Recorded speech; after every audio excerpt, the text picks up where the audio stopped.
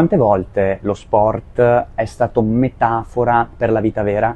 Moltissime, innumerevoli, non si possono neanche contare. Ecco, sto per proporvi 3 libri dove lo sport proverà a insegnarvi qualcosina sulle sfide che affrontiamo non solo con gli altri, ma soprattutto anche con noi stessi. Cominciamo con Giù la testa di Claudio Colombo per Repli.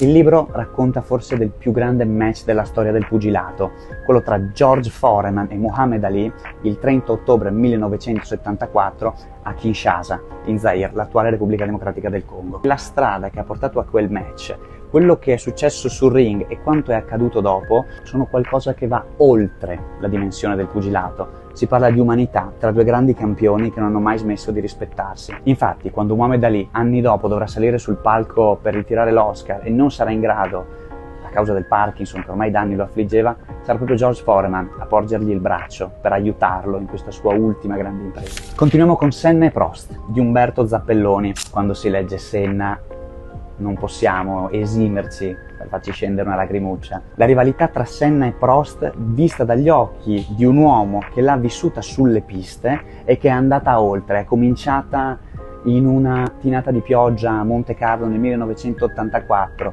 per finire tragicamente poche ore prima l'incidente del tamburello con quella Alain Mi manchi, dopo anni e anni di battaglie, con qualcosa che non può non toccarci il cuore. E finiamo con Duellanti di Paolo Condò. Sì, proprio come il film di Ridley Scott e il libro di Conrad. Il Real Madrid e il Barcellona, le 2 più grandi squadre del mondo con la rivalità più accesa, si devono incontrare 4 volte nel giro di 2 settimane, per una giornata della Liga, per la finale di Coppa del Rey e per l'andata e il ritorno delle semifinali di Champions League.